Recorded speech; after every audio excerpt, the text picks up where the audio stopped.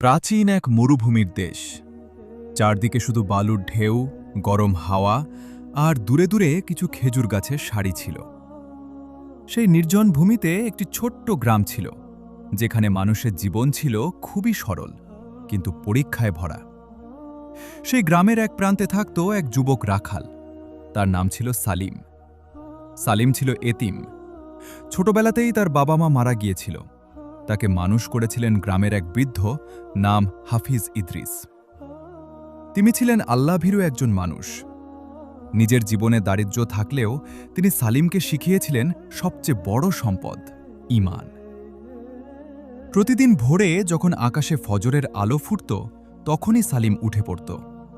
সে প্রথমে অজু করত, তারপর নামাজ আদায় করত। নামাজ শেষে দুহাত তুলে বলতো, হে আল্লাহ, তুমি ছাড়া আমার কেউ নেই। তুমি আমার রিজিকের ব্যবস্থা করো আর আমার অন্তরকে সঠিক পথে রাখো। তারপর সে তার ছাগলগুলো নিয়ে মরুভূমির দিকে রওনা দিত। মরুভূমির মাঝে সালিম ঘণ্টার পর ঘণ্টা একা কাটাত। তার সঙ্গী ছিল শুধু তার ছাগলগুলো আর আল্লাহর স্মরণ। অনেক সময় সে আকাশের দিকে তাকিয়ে বলতো, হে আমার রব, এই বিশাল আকাশ তুমি বানিয়েছ, এই বালুর সমুদ্র তুমি বানিয়েছ, তাহলে আমার মতো এক ক্ষুদ্র বান্দাকে তুমি কি ভুলে যেতে পারো? তার চোখে পানি চলে আসত। সে কুরআনের কিছু আয়াত মুখস্থ জানত, যেগুলো হাফিজ ইদ্রিস তাকে শিখিয়েছিলেন।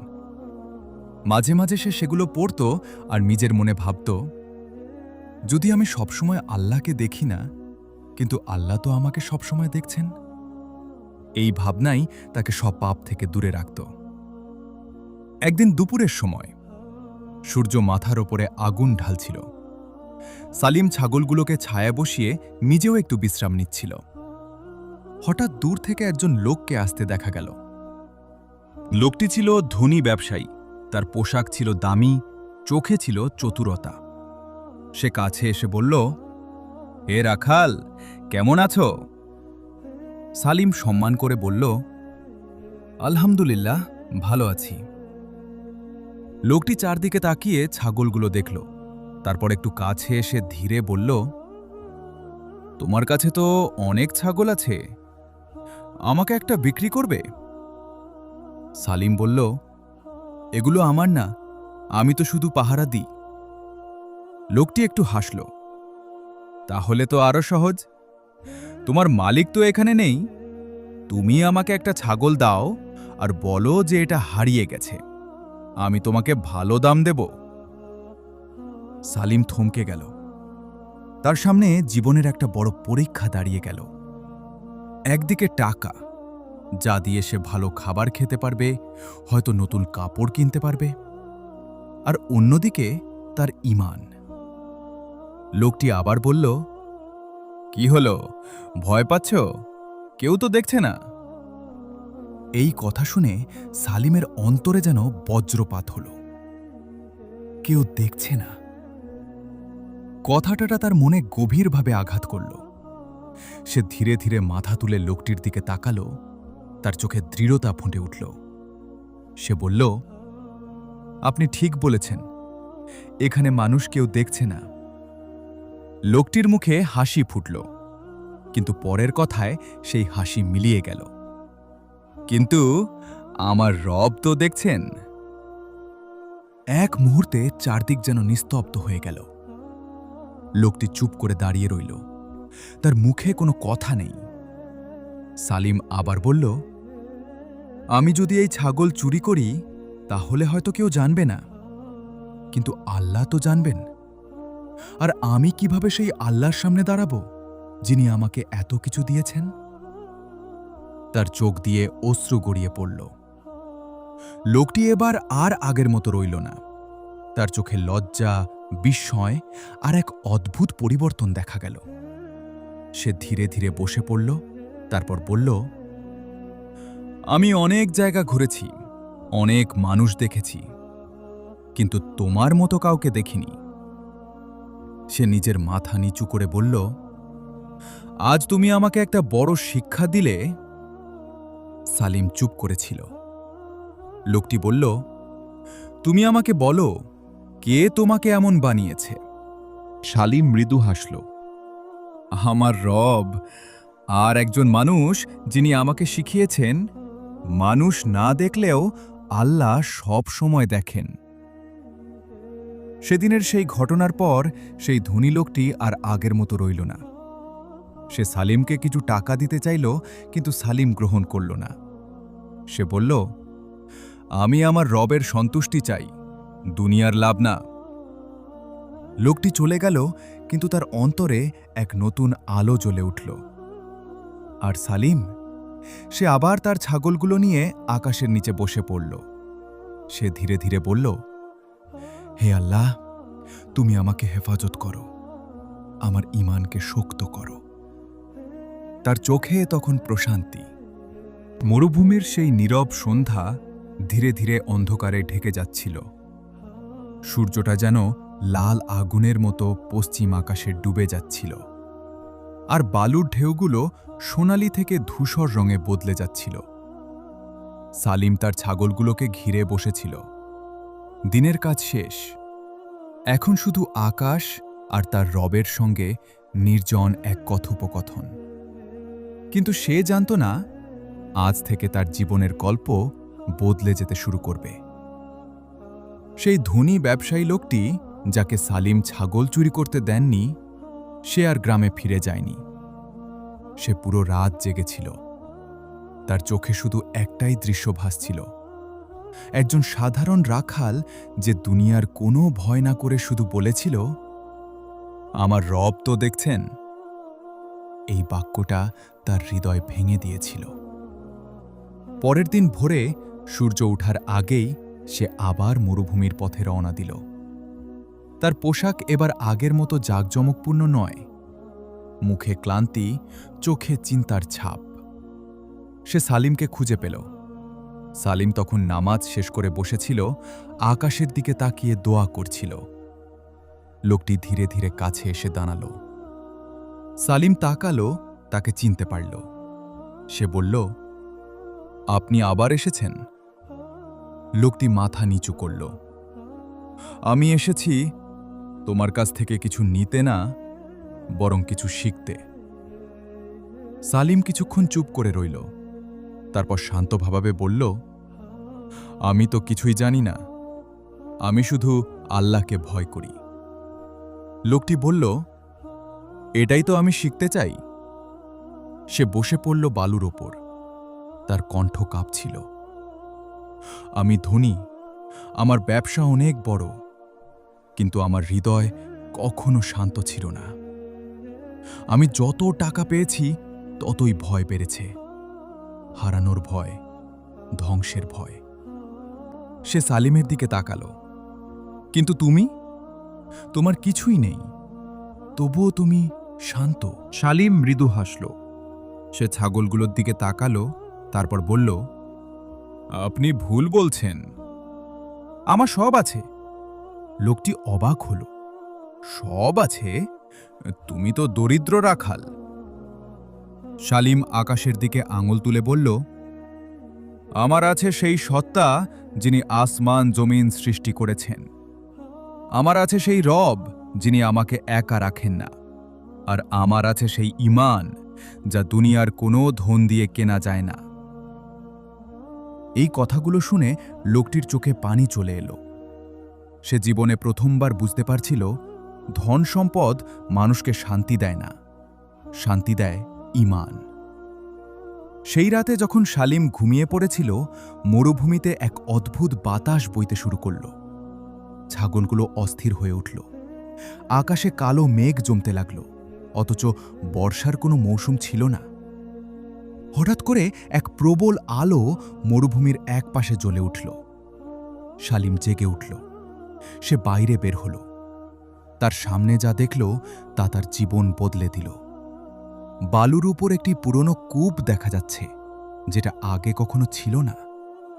কূপের পানি এমন পরিষ্কার যেন চাঁদের আলো ভেসে আছে তার মধ্যে। সালিম থমকে গেল। সে ধীরে ধীরে কূপের কাছে গেল। পানি হাতে নিয়ে দেখল এটা সাধারণ পানি নয়, বরং এমন স্বচ্ছ ঠান্ডা পানি যা সে আগে কখনো দেখেনি। তার চোখে পানি চলে এলো। সে বলল, হে আল্লাহ, আমি তো কিছুই চাইনি, তবুও তুমি আমাকে এত দিচ্ছ। সে বুঝতে পারল এটা তার ঈমানের পরীক্ষা ছিল না, শুধু এটা ছিল আল্লাহর রহমতের প্রকাশ। পরের দিন সকালে সেই ধনী লোক আবার এলো, কিন্তু এবার সে একা ছিল না। তার সাথে কয়েকজন মানুষ ছিল, তার কর্মচারী, তার দেহরক্ষী।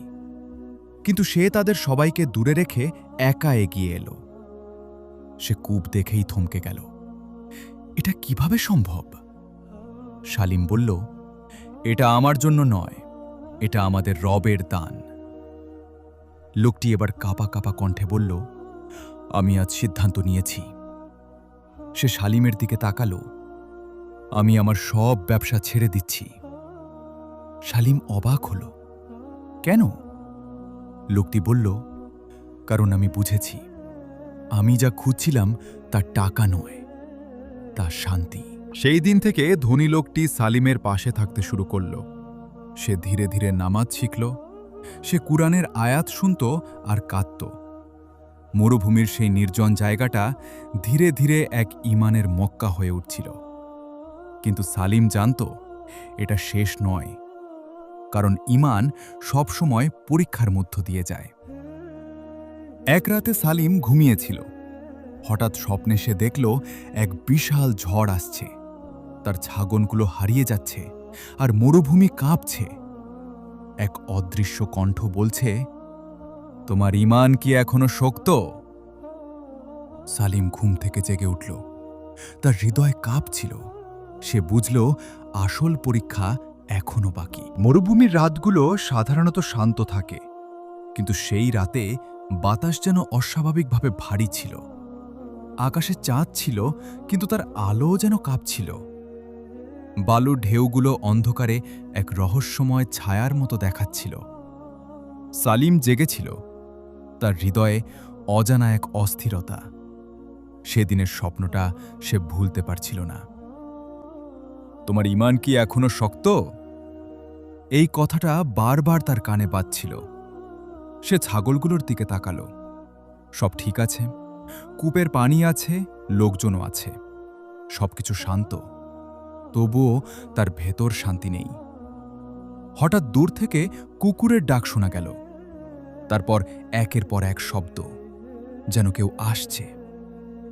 মরুভূমির দিগন্তে দেখা গেল কিছু আগুনের আলো, কয়েকজন ঘোড়সওয়ার।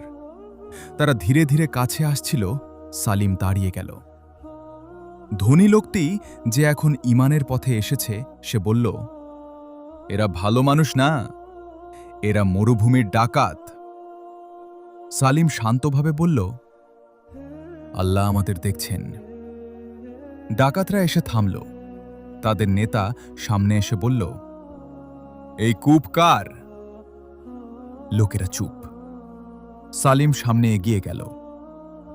এটা কারো দখল না, এটা আল্লাহর দান। ডাকাত নেতা হেসে উঠল, আল্লাহর দান? মরুভূমিতে এসব কথা চলে না।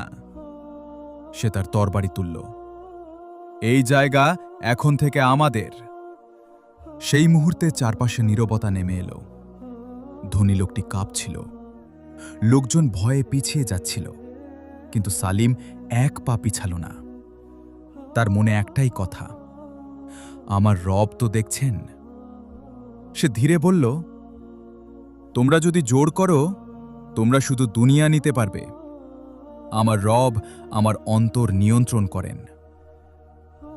ডাকাতরা এগিয়ে আসতেই হঠাৎ বাতাস থেমে গেল।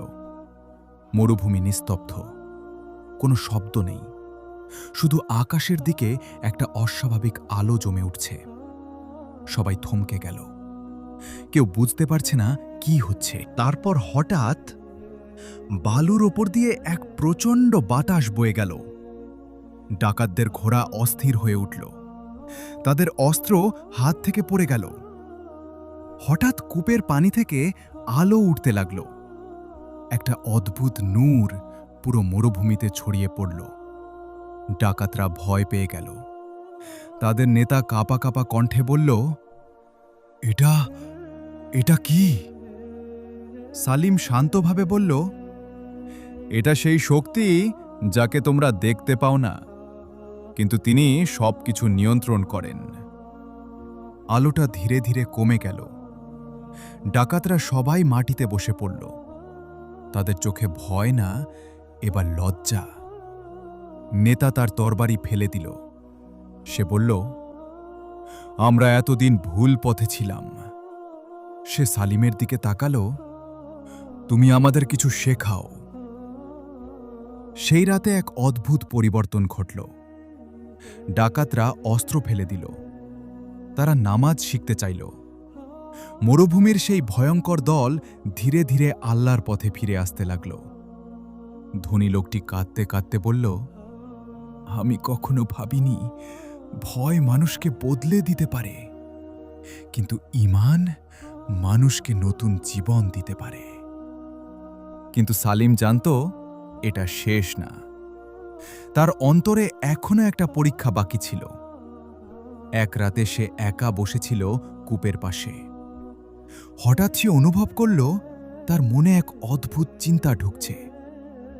তুমি তো এখন শক্ত, মানুষ তোমাকে অনুসরণ করছে। তুমি কি এখন বড় কিছু হতে পারো না? এই চিন্তাটা তাকে ভয় পাইয়ে দিল।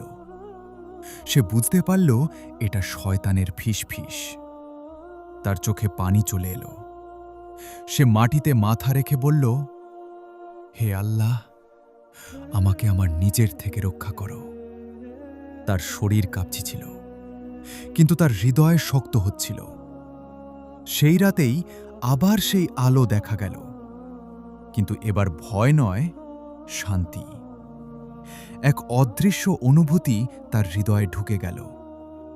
যে নিজেকে বিনয়ী রাখে, আল্লাহ তাকে উঁচু করেন। সালিম কাঁদতে কাঁদতে বুঝল তার শক্তি তার নিজের না, তার শক্তি আল্লাহর দেওয়া ঈমান। পরদিন সকালে মরুভূমি আবার স্বাভাবিক।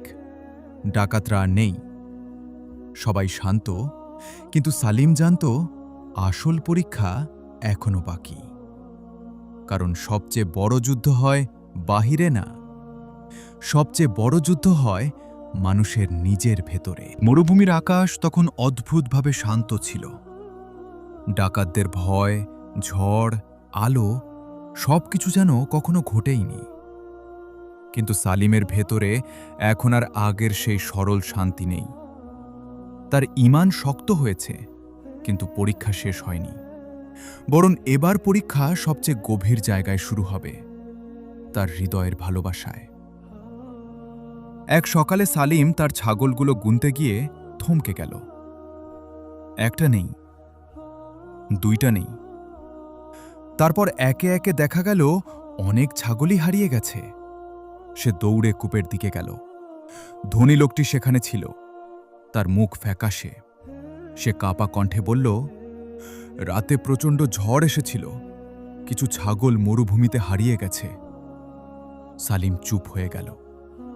এই ছাগলগুলো শুধু সম্পদ ছিল না, এগুলো ছিল তার জীবনের ভরসা, তার দায়িত্ব, তার আমানত। সে আকাশের দিকে তাকাল। তার চোখে প্রশ্ন, হে আল্লাহ, কেন? কিন্তু এবার কোনো আলো নামল না, কোনো অলৌকিক ঘটনা ঘটল না, শুধু নীরবতা। ধনী লোকটি বলল, তুমি চাইলে কূপ ছেড়ে শহরে যেতে পারো। সেখানে তুমি নতুন জীবন শুরু করতে পারবে। এখানে আর কিছু নেই।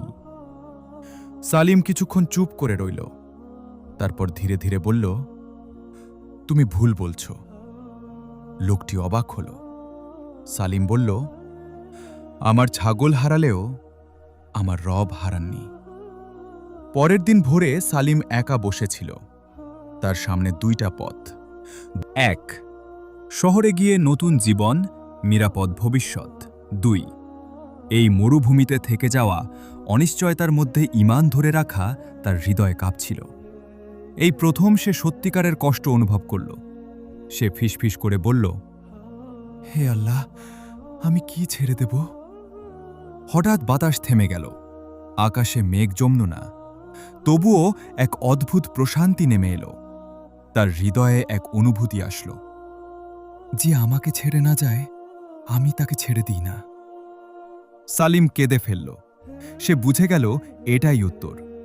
সে ধনী লোকটির কাছে গেল, বলল, আমি শহরে যাব না। লোকটি বলল, তাহলে তুমি কি করবে? সালিম হাসল, আমি এখানে থাকব, এই মরুভূমিতে, যেখানে আমি আমার রবকে বেশি অনুভব করি। ছাগল থাক বা না থাক, আমার ঈমান থাকবে। সেদিন রাতেই এক অদ্ভুত ঘটনা ঘটল। মরুভূমির হারিয়ে যাওয়া ছাগলগুলো একে একে ফিরে আসতে শুরু করল। একটা, দুইটা, তারপর সবগুলো। কেউ আনেনি, কোনো মানুষ না, শুধু তারা নিজেরাই ফিরে এসেছে যেন পথ চিনে। ধনী লোকটি কাঁপা কণ্ঠে বলল, এটা কি করে সম্ভব? সালিম শান্তভাবে বলল, যে আল্লাহ হারিয়ে যেতে দেন তিনি ফিরিয়েও দেন।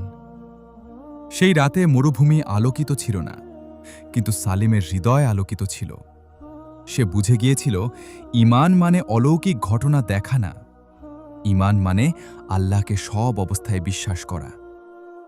বছর কেটে গেল। ধনী লোকটি একদিন বলল, আমি এখন শহরে ফিরে যাচ্ছি, কিন্তু আমি তোমাকে ভুলব না। সালিম হাসল, ভুলার দরকার নেই, শুধু আল্লাহকে মনে রেখো। লোকটি চলে গেল, আর সালিম রয়ে গেল সেই মরুভূমিতে, এক ছাগল চরানো রাখাল নয়, বরং এক ঈমানের পাহাড়।